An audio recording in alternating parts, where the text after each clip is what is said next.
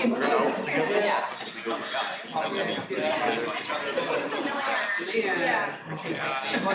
the TV show. Well, I find that like if you ask her out, like she would do it. Some kind of activity that she would do, not like go hang out.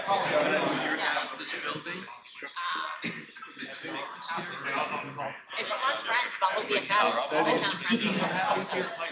One of them is my maid of honor. So it can work. Yeah, I think just getting out and trying to know people if she can't move, you know. That house to be. Trying things. Brain stimulation is one of the best things to do. New things. Stimulate. Yes. So I was looking at how about when she leaves? last 10 years.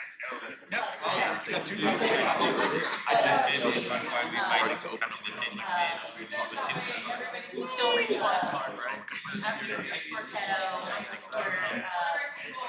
What if you like just had me in a class, like while she's in a good mood, like, hey, I'm gonna grab lunch, do you want to come? Like, she's already good. You know, like if you told it to her in advance, she'd be like, oh no, I can't do it. So what if it's like spur of the moment, she's happy? Like I do a lot more things than just be at the right time.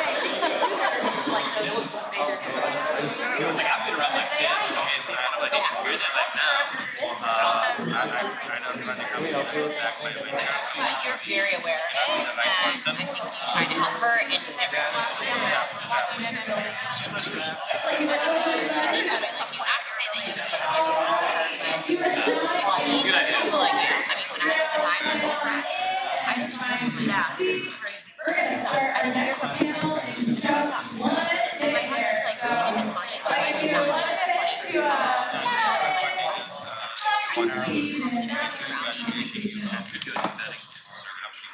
And I didn't know it.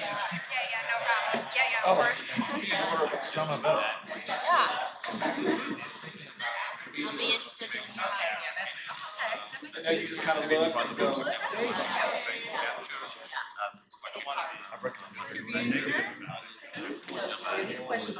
I did rush over your people. Oh, thank you. Takes longer than what I. if they're not opening it. Yeah,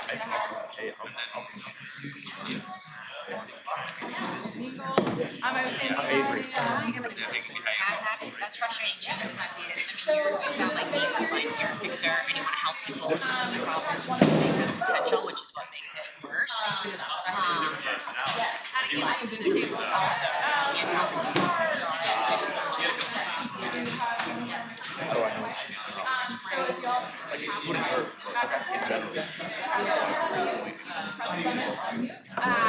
I think it's like after a period of time, you're like suggesting things that could improve the situation or ideas, and they just keep turning into that slide or like coming up with some excuse where they're just really cynical about it. Then you're like.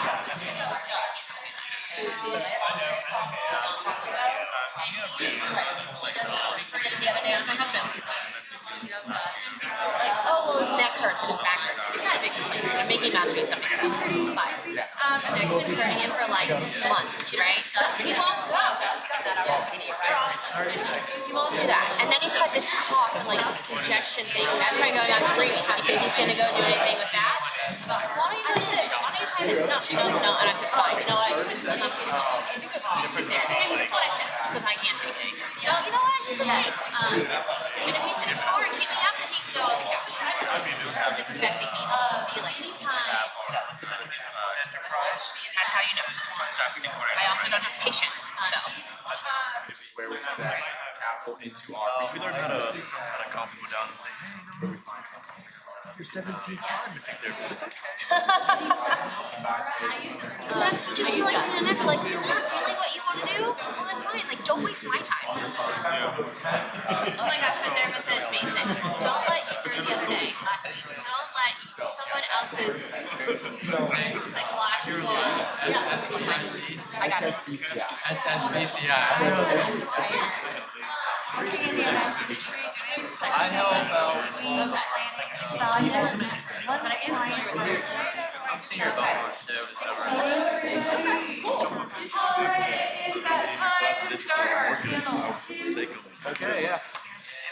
So thank you all again for being here today. I'm really excited for you to hear from this panel. I know for many of the founders in this room have actually told me personally that they are exploring fundraising. They know that their business needs more capital to grow, but they don't always know where to start, who to connect with, and what those processes look like. So we've gathered a few different types of funding and leaders that represent them to demystify what that looks like on their end and help you all move forward. And I'm very excited to have Alicia Jackson with us today, who is a Project Healthcare alumni, an entrepreneur herself that has experience fundraising, so knows the pain points that you all have experienced, and will guide us through this today. All right, Alicia. Right, am I on? Can you hear me? Yeah. All right, thank you all for having us today. This is a great panel and I'm very excited because money, money, money, money. I think I need a theme song about this. So I'm Felicia Jackson. I'm the inventor and founder of CPR Rap, and I am an alumni of Project Healthcare, not once but twice, because I love it here. It's amazing. And so we know that funding is very important for your business. It's something that I've done for 7 years, and I probably will always continue to do for the life of the company. So I am eager to really dive in because we're always learning to see the types of funding that's out there for us, and how do we get it? How do we get the bag? How do we get this money? So this amazing panel that we have here, I want to first ask you, and it can, any order, it doesn't have to go down the line, just whoever wants to talk first. Could you tell us your name, your company, your role, and the type of funding that you provide? And I have my pen for this. What size checks do you write?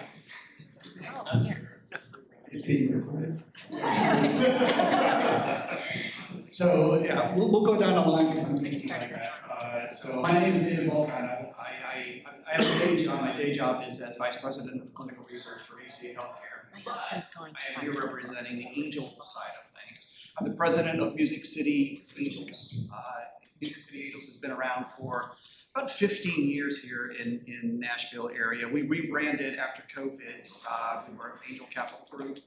We have multi-cities, so I'm the president of the Nashville chapter, which is Music City Angels. Community Equity Partners is a parent organization. We have a chapter in Memphis, we have a chapter in Knoxville, we have a chapter in Fort Lauderdale. So we have a variety of chapters surrounding individual angels.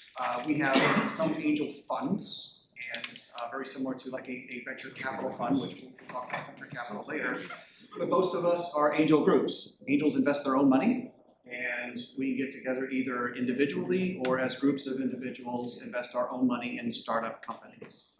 I would say for check sizes, we are typically doing pre-seed, seed type rounds, some a little later rounds. The normal check sizes, at least from our group, are anywhere from 50,000 to 250,000 within the range. We've gone over $1 million before, but not being a fund, you kind of have to. A fund can be more structured in their investments. With like an angel fund may say we invest $100,000, regardless whether we like it a lot or like it a little. In this, if we like it a lot, we do more. If we like it average, so 50 is our minimum. 250 is probably our median, and we've gone 1.3 million. All right, that's gonna be our follow-up. I'm Trevor Bond. I'm an AVP lender with Pathway Lending. We're a CDFI, so what we do is pretty much commercial business lending. We also have two different avenues. We have affordable housing, both on the debt and equity side, and then we also have sustainability and different types of energy lending. What we do is try to fill in the gap and meet the markets in terms of providing financing solutions for all types of small businesses. So our total check size really ranges between 5,000 all the way up to 5 million. And we kind of separate our commercial business lending groups into two categories. One is 100,000 and under, which may be for more working capital or different types of small equipment purchases, short-term financing needs, and then 100,000 and over. So average check size about 37,000 on the 100,000 number, and then about 430,000 for 100,000 to $1 million. Great. Well, hi everyone. I'm Mara, and I'm honored to be here today. Great to see some familiar faces and new faces. And I run Hawk Ventures, which is an early stage emerging venture fund. Our firm sits next to Hawk Media, which is a digital marketing agency. They've been around for 11 years, have 200 people on their team. They are currently doing marketing services for roughly 600 brands. I would say the vast majority of the brands that they're working with are e-commerce brands, so a lot of them are on Shopify or, have an omni-channel strategy across Amazon, TikTok, what have you. And our firm is not technically a corporate venture fund in the way that we don't invest off the balance sheet. So we do have our own LP group, actually. I will say this now. So LPs are our investors that give us cash that we deploy in pre-seed and seed stage tech companies. And I have a pitch with one of our potential LPs at 3:30, so I'll be scooting out here slightly early. So we do need to get that money, so we can invest that money. But we pitch as well. And our check size is $500K. Our current fund that we're investing out of is a $20 million vehicle, and we are targeting a $15 million vehicle. So we're pretty niche in what we focus on investing in. Because we sit next to Hawk Media, so we focus on investing in advertising tech, commerce tech, marketing tech, and then sometimes that gives us a heavy overlap with fintech, supply chain logistics as it relates to grants. So I would say we're a very strategic value-add venture firm. All right, hi guys, my name is Avery McConkey. I work for Launch Tennessee, one of the EC's industry partners. Launch Tennessee has a $64 million direct investment portfolio. We're broken into two different funds, one being our regional seed fund. Our regional seed fund is spread across 7 different regions here in Tennessee, $4 million earmarked to every single region. So each region is represented by a regional entrepreneur center, so Nashville being the most popular one and the one we see the most volume of applicants. Our check size in the regional seed fund, which again is us targeting companies around those 7 different regions, is around 125K, the range being 25K to 250K. We also have our growth fund, which is our larger of the 2 funds, a $36 million fund, and no regions attached to that, just $36 million across the entire state. It just has to be a Tennessee-based, a Tennessee-located company. The check size there, on average, is around 750K. It ranges anywhere from 250K up to $3 million. The unique part of our program is that for every dollar that we invest in your company, you have to go get that match by the private investor. So we technically do use federally backed or government funds to invest in your company. So we have to, in order for us to unlock that investment and invest in your company, you have to go meet that dollar for dollar. That's great stuff. So now we know who you are. How can entrepreneurs get on your radar? Are you out there looking for them? Are they cold calling you? What is the best way for us to say, hey, we need your funding and for us to look good for you to invest in us? I'm going to start with launch because a lot of the follow-on funds, like from angels and things like that, they have to go through launch and be approved first, and then we can do the follow-on funds on that. So maybe you start. Yeah, so I'd say the best way to get in contact with Launch is through your regional entrepreneur center. Whether you live here in Nashville or you're from Memphis or the Tri-City area, again, like I said, we do have 7 different regions. That's an entrepreneur center represents each of those regions. So whether you have connected with your entrepreneur center before or you haven't already, the very first thing that we do when you apply on our website is we connect you with our regional entrepreneur center. They are going to have a resource for you, as almost every single person in this room knows. And so that would say that's definitely the number one thing that people can do to get in touch with us. But also really just applying on our website. It's a super simple application process. It's called our intake form is our very first step in that process, and that's just us determining if you're eligible for our program. It's pretty easy to be eligible, especially if you are sitting here. Most likely you live here in Tennessee, right? And so you have to have a Tennessee-based company, or Tennessee-located company. We define that as 51% of your employees live here in Tennessee, or you're headquartered in Tennessee. It's an either or, it doesn't have to be in conjunction. And so just applying there, going through that very first application process, get your foot in the door, we can have a more in-depth conversation after that. So our intake form, number one, on our website, and then number two would be your Regional Entrepreneur Center.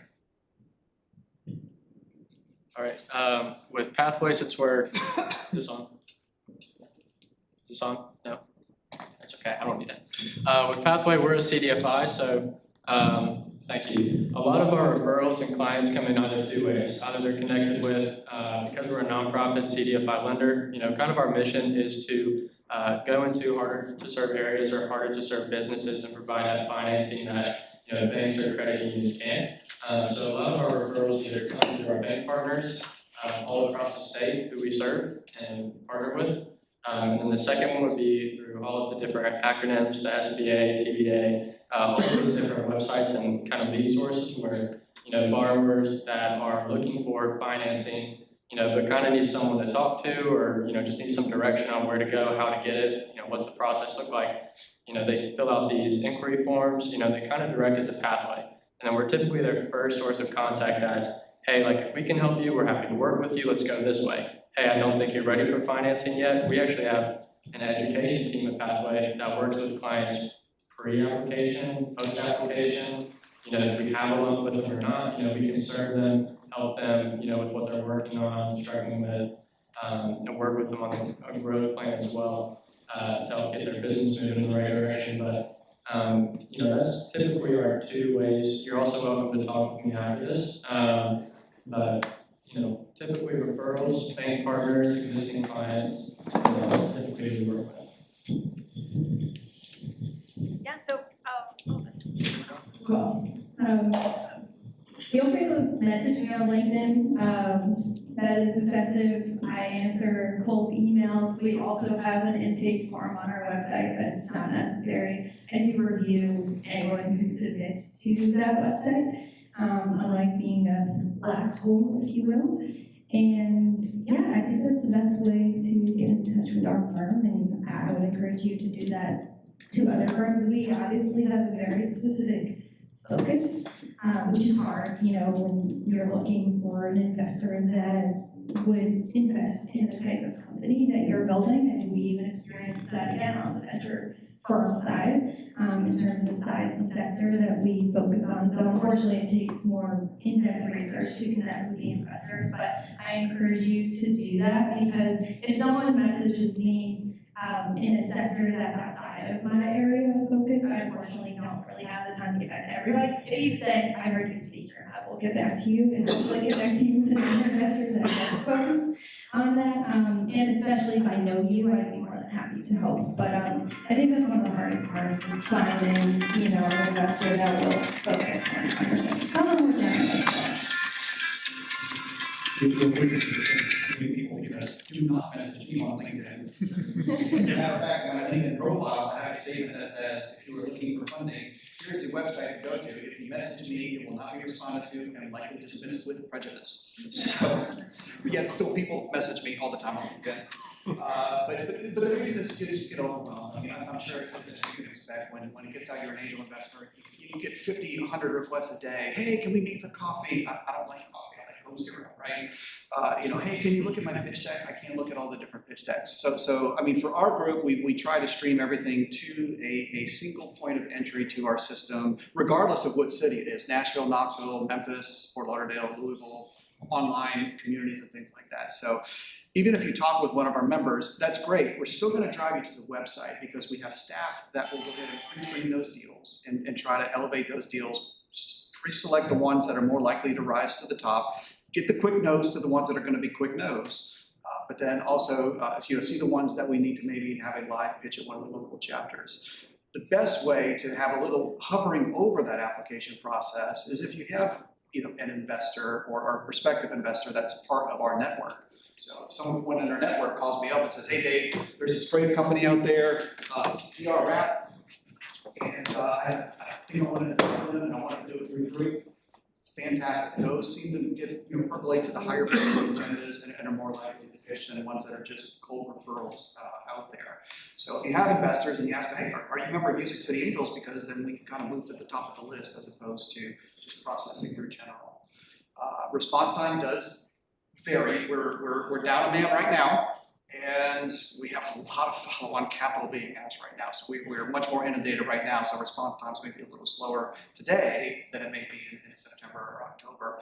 But yeah, the Community Equity Partners website for us is you'll eventually get there anyway to go through this pre-screening process. But if you know investors that are part of our network or guests of our network, that kind of percolates you to the top. We also do go out because some of our investors, they go out to community events like at the Entrepreneur Center, like Southeast Ventures Showcase, and a lot around the state and also outside of the state. And they may see a pitch at one of these pitch events and go, wow, that looks really good. Let's connect with you all and see if you want to apply. Yeah, Laura, you are a rare commodity because a lot of investors, they tell me, and I've heard throughout the years, don't cold email me, don't cold call me. I see so many emails, there's no way I'm gonna be able to respond to you. But I do anyway. Sometimes, I'm probably somebody that's but that's okay. Now, once the founder connects with you, what happens after that? What does your vetting process look like from the time that they applied, sent them to the website, they applied for your funding, and even down to the due diligence? What does that timeline look like? You want to go first? Because I know you're on a time crunch, or well. I got time. Perfect. Yeah, I can take this one right off the bat. So, like I said, very first stage in our process is the intake form, which can be completed really easily in probably under 5 minutes. You submit that, and that's more of our eligibility form, making sure you're an eligible business for our program. After that, it takes about a week to 2 weeks for us to get you the full application. The full application is really a company-specific deep dive into your company, right? We're going to ask for different types of things, such as financial model, cap table, what type of raise are you doing? It's not a convertible note. What are you using? Any sort of documents or things that we look for, right? And kind of a pre-diligence type conversation, right? And so you submit that application. That's also when you're connected with your capital coordinator at your regional entrepreneur center. Shout out to Dakota Simpson, wherever he is here today. So if you haven't talked to Dakota, I totally would recommend talking to him. We're really close to those guys, and so you submit that application. After that, it's about a 4-week period before we can get to your full application. We have that kind of first pre-diligence conversation. So now altogether, right now, we're at about 6 weeks altogether. From that point, if we want to move forward, we dive into a full diligence period after that, and so that would be another about 4 to 6 weeks of diligence, so almost 2 months at this point, right? A little over 2 months, 2.5 months, and that will lead to our investment committee day, which happens the last Wednesday of every single month. We try to tell people from the day that you submit your application, the full company application, not our intake form, that we can give you an answer within 90 days. And the answer being, here is your LOI, right? We can, give you a pass on the deal anytime before then, but if we get deals all the way to our investment committee, which takes roughly 90 days, almost every single time we can get them approved as long as you're an eligible company, you have that private match secured, and you're a good fit for our program. So altogether, to answer your question, it takes around 90 days. 90 days to 120, so in other words, 3 to 4 months altogether. For us, usually I take a first call and we'll chat for 30 minutes. I wouldn't say the process is one size fits all for us. And then, if I like it, and it's a good fit for our firm, I would say we like to use the tech before investing, which is something different about our firm because we sit next to hopefully 600 other customers.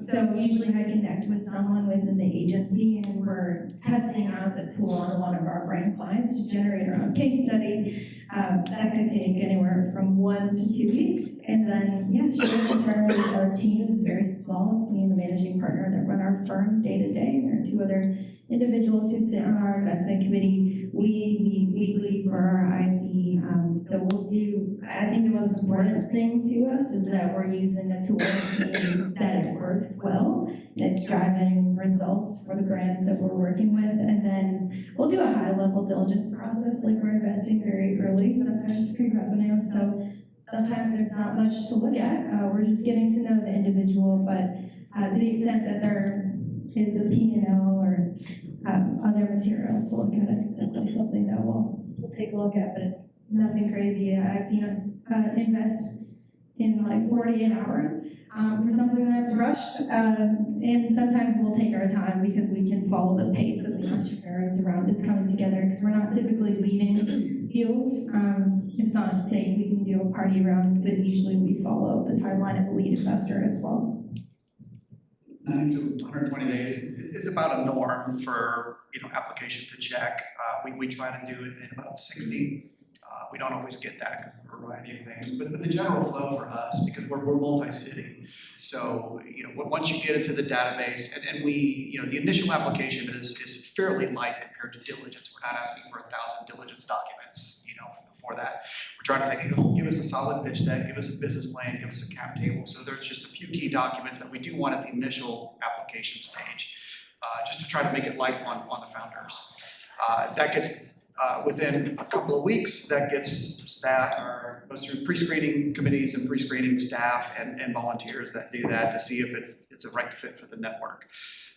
It may be categorically out. I mean, if you were saying, we got a molecule and we want a whole lot of money to do preclinical testing and we want to take this all the way through FDA approval, we're going to say, thank you very much, not our vibe, right? We may be going through like medical device fatigue. We go through every now and then. So, if we had great medical device deals, but the past 3 or 4 just didn't resonate with the group, and everyone's through medical device fatigue, and maybe, no, it's not necessarily no, but it's clearly a not now. Because nothing your fault, it's just medical device fatigue. It could be seasonality. Like angels, at least from our experience, they're pretty much done writing checks come late September, October. In November, December, they're just kind of licking their wounds, trying to do tax planning and things along those lines. So quite often we don't see near as many checks written in October, November, and December than we do at the earlier part of the year. Election cycles, people get election anxiety. So sometimes these things may be not no's, but a lot of not now's for a lot of different reasons. We have weekly calls with our chapter presidents. We review the deals that the pre-screeners say escalate to the top. About 39 out of 40 deals don't make it to that level of review. 1 out of 40 or so will make it to that level of review, and we try to get it scheduled at the next monthly meeting in an affinity chapter. So Nashville, we're probably going to screen anything healthcare and entertainment related. Not if it has to do with chemistry or physics, we're going to send them to Knoxville because we'll write a song about it or treat it, but we don't understand it. Memphis is one of our newer chapters. We're learning what their expertise is. So we'll do a screening pitch at one of the local chapters. If the screening pitch gets enough soft commitments from the group to move forward, then we'll move to diligence. And we'll get all the diligence documents, make the phone calls, interviews, whatever it has to do.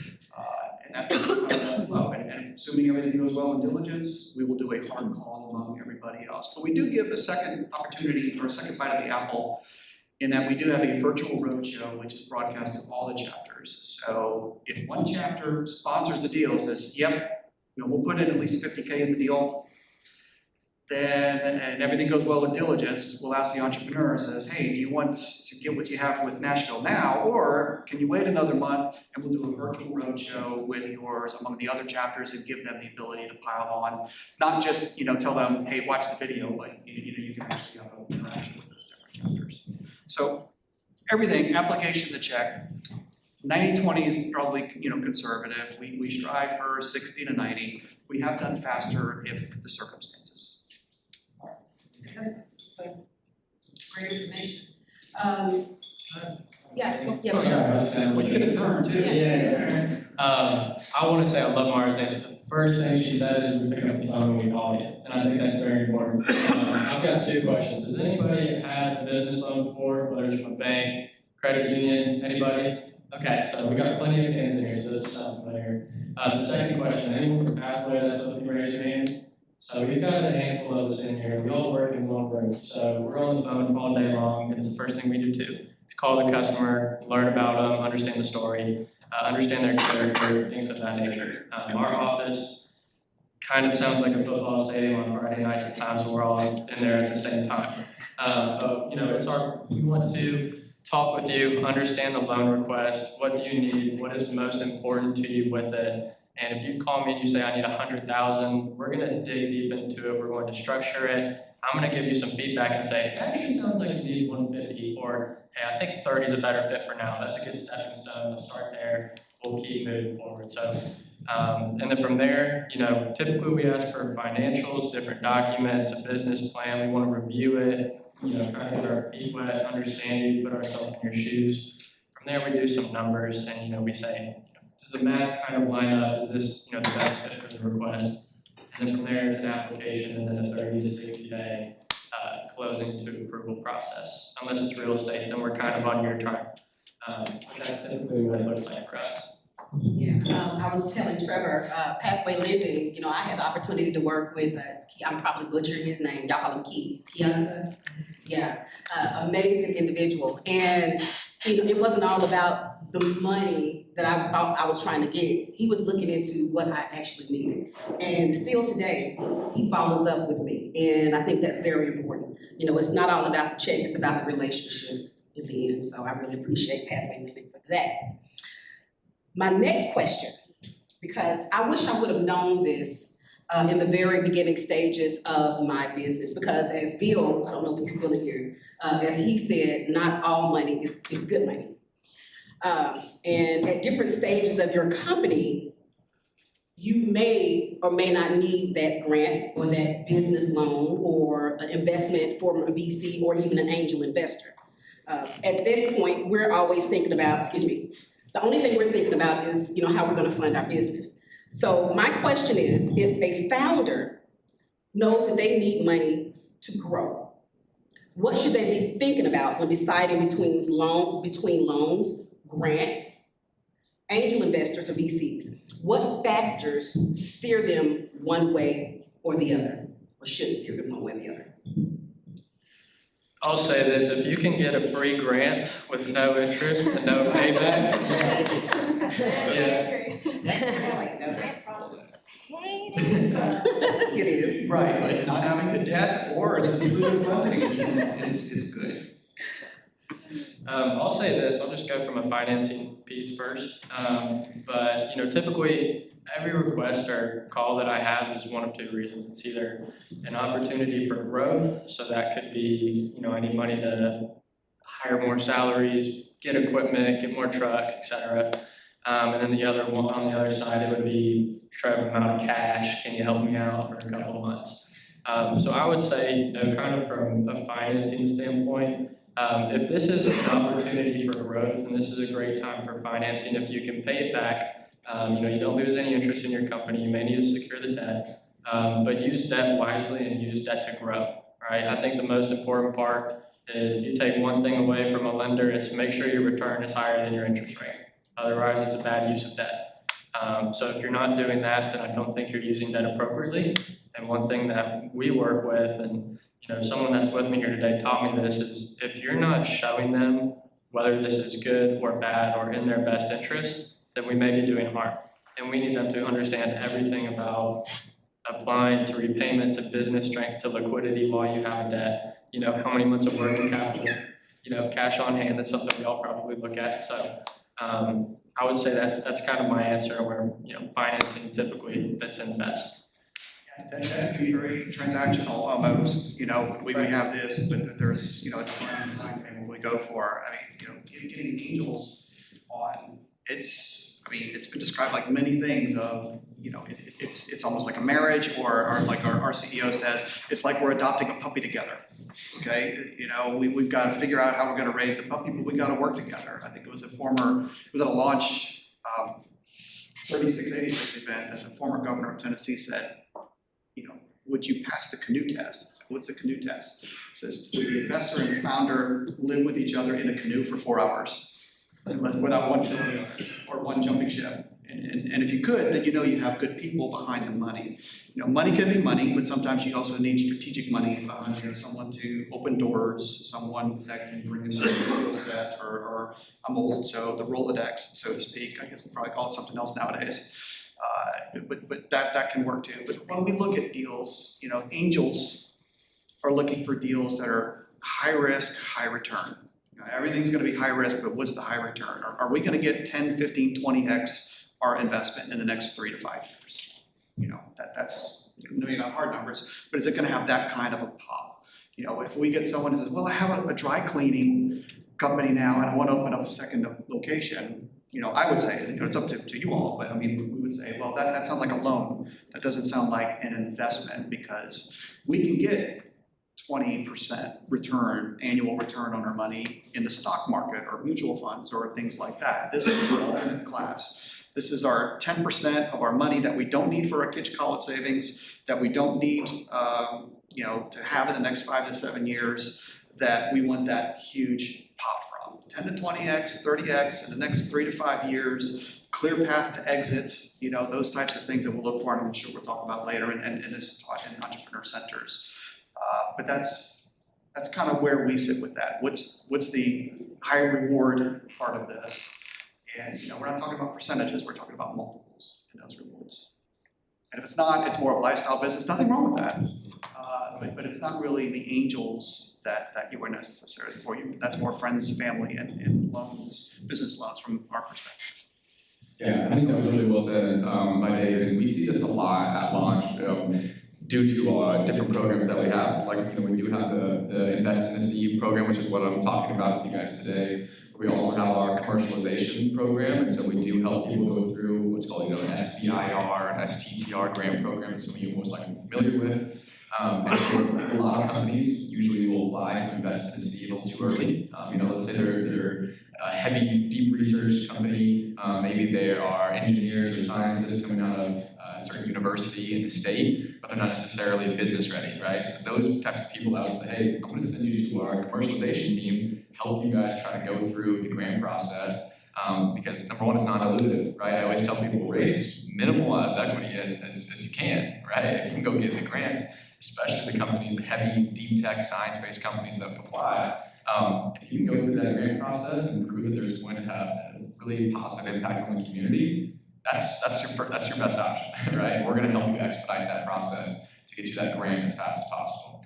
Another thing that David mentioned, you know, sometimes we get applicants that say, well, I just my first location at my restaurant or my bakery or coffee shop or whatever is going great, right? And so I'm ready to scale. I'm applying to invest in C, and we say, well, it sounds more like you need a good loan, right? It's not like this thing is as a technological like foundation. It's ready to scale at the national level or global level, and you're not going to have too much interest from angels or VCs, right? It really is like you go get a good loan with good terms and continue to grow that way.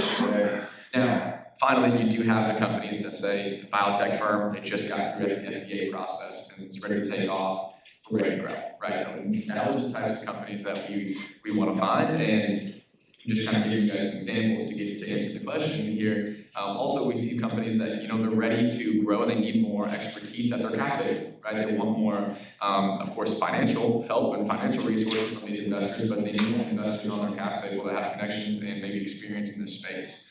And so that can be really beneficial, you know. So if you need something, you know, on financial support, raising equity could be a good option to gain the resources, the knowledge and the familiarity with the industry, things of that nature from your investors that you bring on. Yeah. Avery, if I can, you made a good point that reminded me of something. You know, angels are typically, you know, every angel is unique, right? But generally as a class, we're investing in the business, not the science projects. So, you know, the worst thing a founder can do to us, and we've had this done to us, they come to us and it says, well, yeah, we got this one thing here, but here's this like big notebook of all the other things that we could be doing with this that we need to study and things like that. And that translates to us as, this is a never-ending hole we're gonna throw money in, and they're gonna need more money because they're more interested in their science projects than they are the business. So when we have like inventor founders, we're always into what's the business, because if they're just looking money for science projects, we need money to do clinical trials, or we need money to do R&D, we're generally gonna shift them more towards grants, nonprofit foundations that might give, you know, grants or government grants, or maybe family offices, you know, where somebody says, yeah, Aunt Rosemary died of breast cancer, and we really want to do what we can for breast cancer. And my grandmother had Alzheimer's, we want to do what we can, and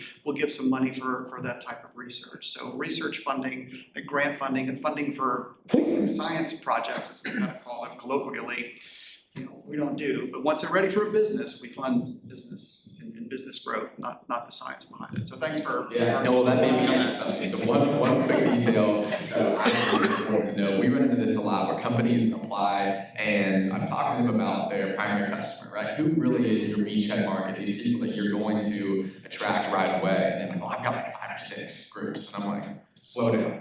Because let's say they are working on a certain project, they love this technology, they're like, I can do this for this customer, this for that customer, and I'm like, that's great. That's more like a 10-year plan, and a 10-year plan is almost not useful like at all. Who knows what's gonna happen 10 years from now? Let's really talk about your beachhead market and what you've done to validate that. Who have you talked to? Is it 10 people? Is it your friends and family? That's probably not good enough. I wanna see, even if you're, especially if you're pre-revenue, have you talked to 1,000 people about this in your beachhead market? What even bullet point format, describe to me your beachhead market, and from that list, who have you talked to?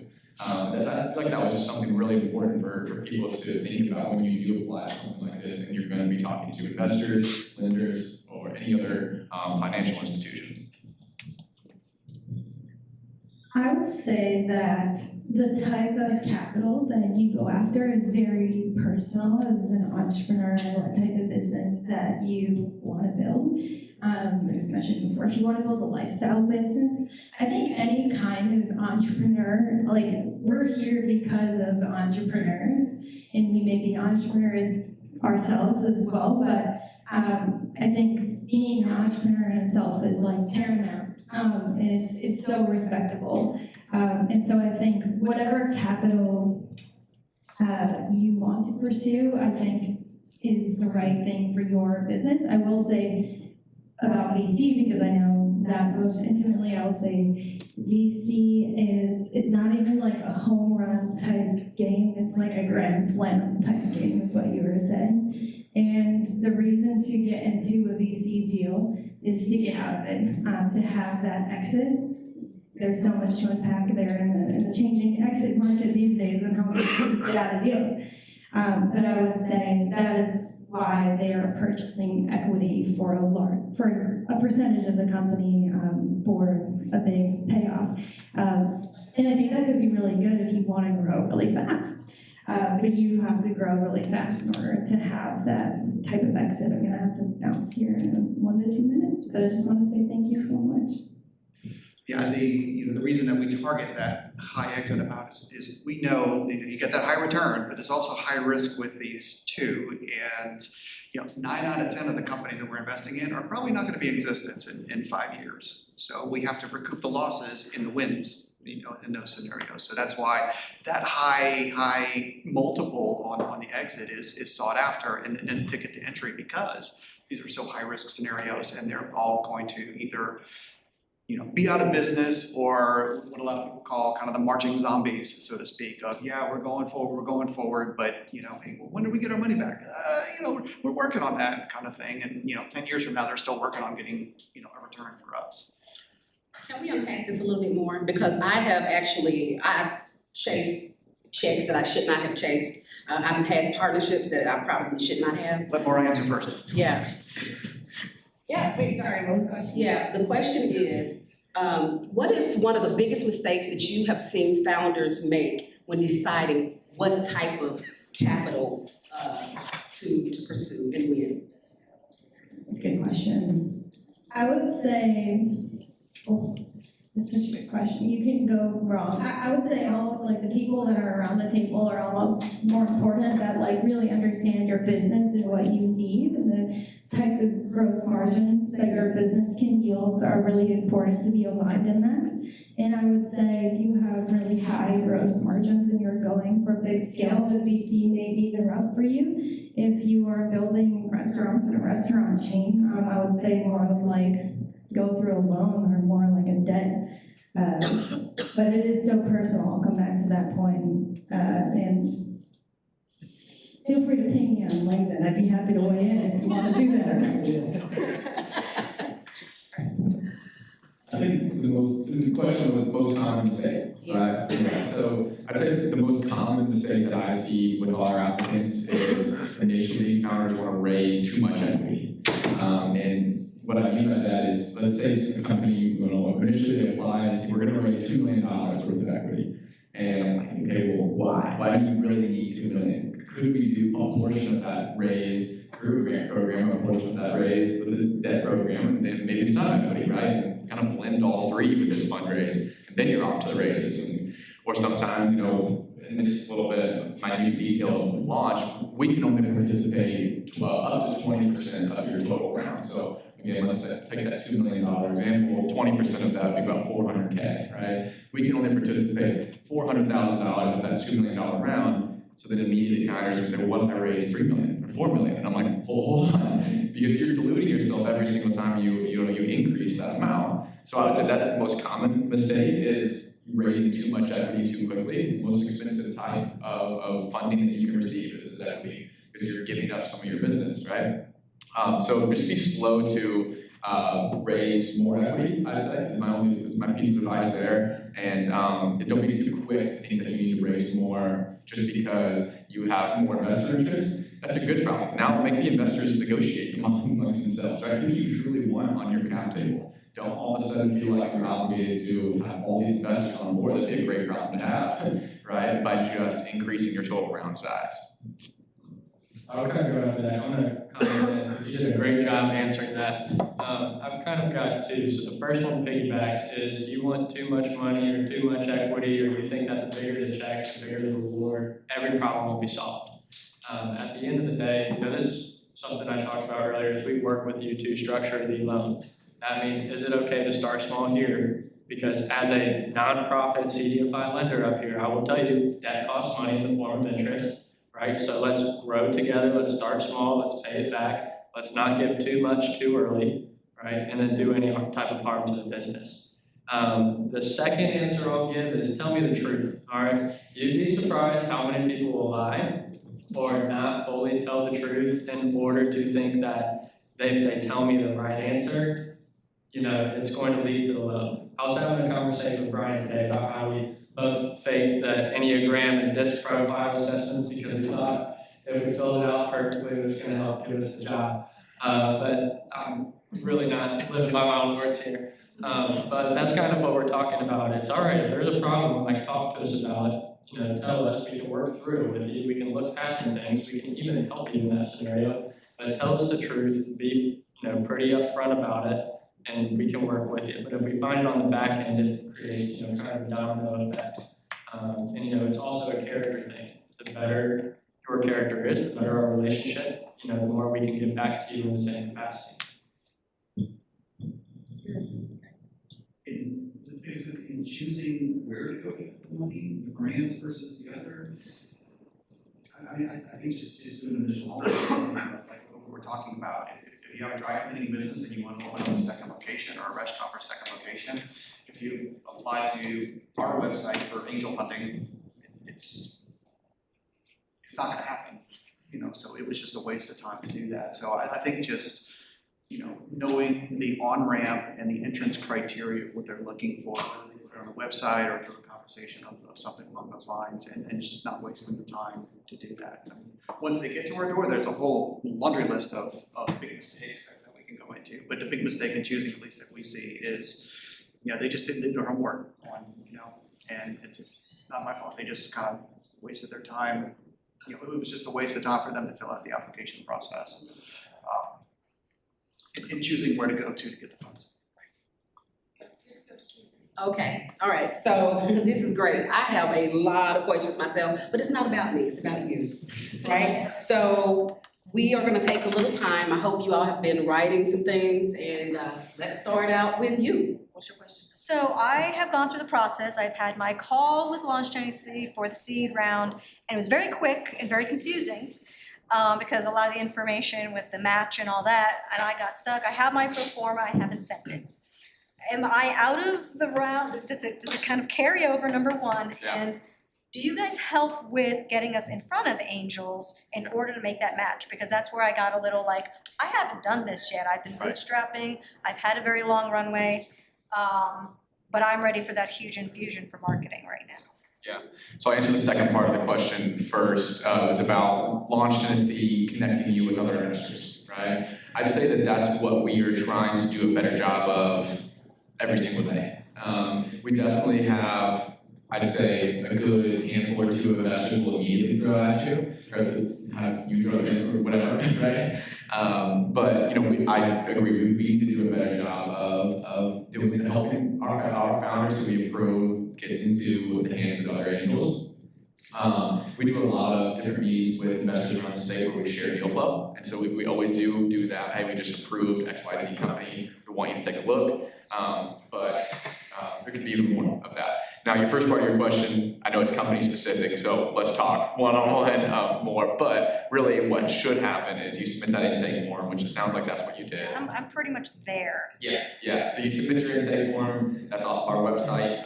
Within about a week or two, you should be getting a full application email to connect with the NEC, most likely right here. So at that point, that's when you're going to dive into your company-specific application, meet with your capital coordinator, and submit that. Right. From that point, it's a 90-day window to get. We're going to issue an answer within 90 days. The answer meaning you're going to get a no, or within 90 days it'll be yes. With here's your LOI. Well, I got a yes, but asking me to send my pro forma in. So was that before the intake No, form? that was after? with you guys, with Launch Tennessee. Okay. Yeah. So let's talk about that more in detail. And we can Exactly, get it because out. I feel like I'm in limbo right now. Yeah. You. I have a question for David. Curious, does each angel submit their own deal terms, or is it together? No, the group will negotiate with it. So when we're on a cap table, we're on a cap table as an LLC. So a single LLC, whether we have, thanks Woody. Everyone's falling asleep, the lights are going off. Some groups may handle it differently. Our specific group, we go in as an LLC. So you'll have one person on your cap table, whether we have 1 or 100 of our members going into your scenario. And what does a typical deal structure look like with your group? Or are there certain deal structures that you're like, you should run away if you see this kind of thing? Most, because the nature of our stuff is seed, pre-seed, early stage, and Series A. Pre-Series A would, all kind of names for this stuff now. But typically we are convertible notes. Boring is good. When you come with a convertible note with all kind of weird stuff in it because you paid an attorney and they want to get creative, that's going to probably lessen it. A boring convertible note is probably, the best way to go forward because it's too early to do valuations on these companies. Yeah, thanks. It's too early to do valuations on these companies and we'll want to punt that later down. So a boring convertible note with decent interest and more importantly, a valuation cap where we can get that pop on the next round is going to be key. We do entertain safes. We normally joke that if you cannot see an ocean from your window, you will not do a safe. But we have done some safes, but we generally favor convertible notes over safes. We have done revenue shares, especially if you have a high margin commercial product. We've done revenue shares, and we won't be on the cap table from that, but we will have, a revenue share royalty, so to speak, for a period of years until we get a certain piece back. And then, some of our companies will come back to us with Series A's and B's that are doing equity rounds. So I would say, if I had to take a stab at it, and this is a serious swag, 60% of convertible notes, 30% are, maybe 50% of convertible notes, 30% equity, 15% revenue, 10% safes, 10% revenue shares. Any more questions? So when raising capital for a healthcare business, what do I look for to make sure I'm partnering with the right investor, and what red flags should I also be looking out for when I start? Is that to me? Yeah, you're looking at me, so. Yeah, any of you guys. Wow, yeah, so, we'll hang together for about an hour afterwards. But, first, what are you gonna need for your company? Do you just need money? Or do you need people to open doors and strategic stuff for you? So, understand the difference between those individuals first. Second is understand your investors and what they're after. So me, personally, I do not invest in any angel investing in healthcare or life science deals. Why? I got a day job at HCA. So if you've got a product and you want to do a clinical trial, it would look pretty crappy if the head of compliance and research is an investor, right? It would also preclude you from doing business with HCA because one of the vice presidents is an investor. So it would be additional roadblocks to you. So it doesn't do me any favors, it doesn't do you any favors to have me investing. Now with that said, other people may feel differently. A lot of angels say, I only invest in what I know in. Well, that's great. I'm a cardiologist and I'm only going to invest in cardiology things. Well, that's great. And that's cool. Know that the government has an open payments system. If they're on your cap table, it has to be up on the open payment system, which they may not want. Second, it may be a physician-owned distributors problem that hospitals, when they have to buy, if you're selling to hospitals, to buy from a physician-owned organization adds a lot of friction and may even be precluded to have physicians individually on your cap table as opposed to maybe a physician investing in a fund and the fund invests in your cap table. So know a little bit about the sales compliance. You know, so many founders just think, I get FDA approval and I'm gold, baby. That is not the case. FDA approval is not your market to success. It's commercialization. Understand a little bit about your investors and if they're on their cap table, what obstacles downstream might that create. So we can talk a lot more about that, but that's my initial thoughts on that. Thank you. Okay, one more question. For Avery. Yeah. With respect to the matching funds, how and when in the process, it's kind of dovetailing off of what Debbie said. It's a good question. Do you need to be locked and loaded with the matching funds before you apply or somewhere along? I know there's the clock ticks at a certain point. 180 Yeah. days or something. Yeah, it's a great question. I'm glad you asked so I can clarify. Technically speaking, this is the timeline where the day you have the LOI in hand, the date of approval, it's the same day, right? You have a 90-day look back window and a 180-day look forward window. So it's a 9-month window in total. And the goal of our program is for you to be raising funds at the same time. Right? You're raising from a private investor and then you can unlock those funds from Launch Tennessee, right? So what I tell founders is the second that you're in good discussions with another investor, that doesn't mean you just send them a cold email, now apply. That means that you're in talks with another investor and you're interested in our program, click apply, all right? You do not have to have the investment secured already, right? You actually wouldn't want that because if the process takes a little more than 90 days to get to that LOI point, that match would now not be eligible. It would not qualify you because you only have a 90-day look back window and then a 180-day look forward. Those aren't my rules, that's just what we gotta follow. It's a 9-month time frame altogether. Got it. Thank you. All right, as we come to a close, I have one more question for you. What is the one thing that you want founders to walk away with, knowing that we are all in various stages of our company? When it comes to raising capital, what do you want us to walk away with today? I gotta think you'll answer first. It's a tough question. The first thing I can think of is, you know, when you're looking for money and it's gonna come from either debt or equity, think 5 moves ahead, right? So think, what would I be, you know, what am I doing in 5 years or 3 years, even though it may look different than, you know, what you're currently doing today, and the plan may change, like what's best for you in 5 years and 3 years. Use your long-term approach to find your short-term solution, okay? So I can't tell you which side to go to for your specific situation, but think long-term and also what's best for you short-term, and don't get head over heels, you know, trying to grow too quick, too fast, and use it wisely. Either side of the coin.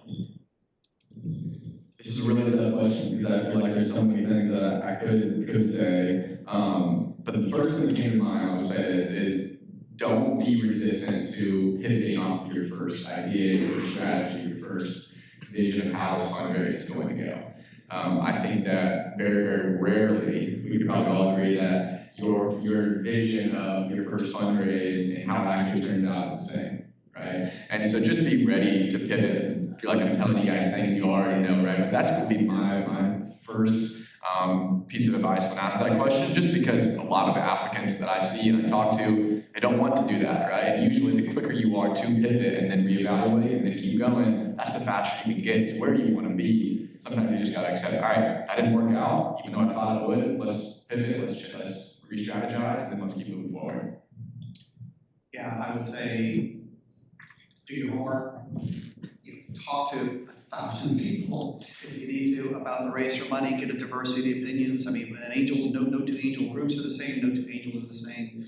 So, talk to a lot of folks, kind of assimilate what you think is right, always act with integrity, and always be coachable.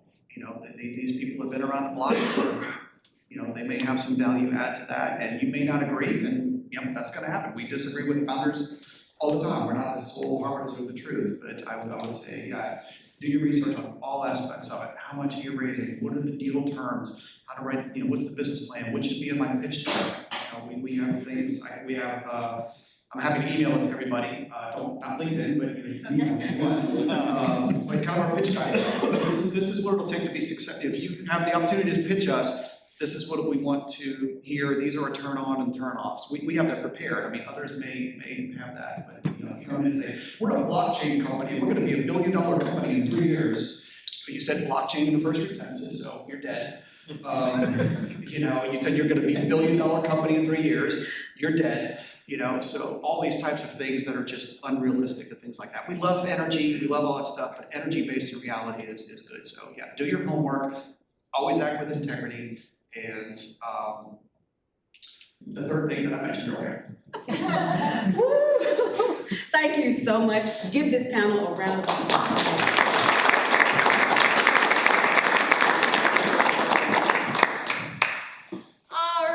Thank you. All right, thank you all so much for coming today. I definitely know I was taking notes. I've worked with many of you all for years, and that additional context and the updates to all the resources that you continue to develop and provide are just so helpful. So thank you. And I hope everyone will stick around for the block party. That's going to start at 4 p.m. And so now you have another little break to mingle, get some coffee, get some water, and then at 4 p.m. we will be opening the doors outside to the courtyard, and drink ticket. Our booths are just finishing setting up now, but excited to see you all there. Thanks for coming. All right, enjoy it. You did a great job. Yeah, I got you. Nice to meet you. Good luck with your business. I feel like we have to see events often. Thank you. That is great. I know all about this. Chris. I've only been with Patrick. You know, who are you talking to? Did Chris actually finally growing up where he actually does music. That's exciting. And they brought in some sales help. That's right. Get into more addiction medicine and alcohol rehab centers, and so that's been a journey. And it's one that was on my radar for a while, but just now I'm looking at that. Thanks for you, man.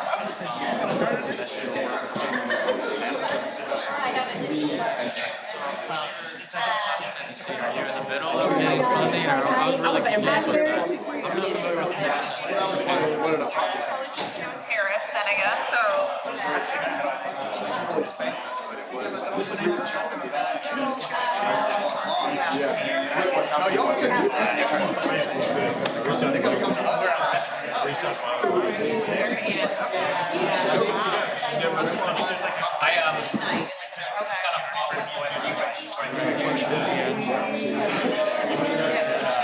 It was always you don't have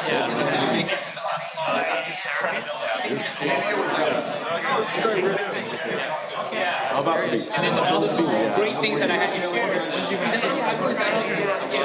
Relay the same. So you're looking to kind of innovate like a business plan. So I've been following that a lot of there's a lot of good content on the Instagram site too, right? But what part of like I'm looking at more performance, obviously. So, I mean, if it's something that I can handle, absolutely. As long as you're gonna raise the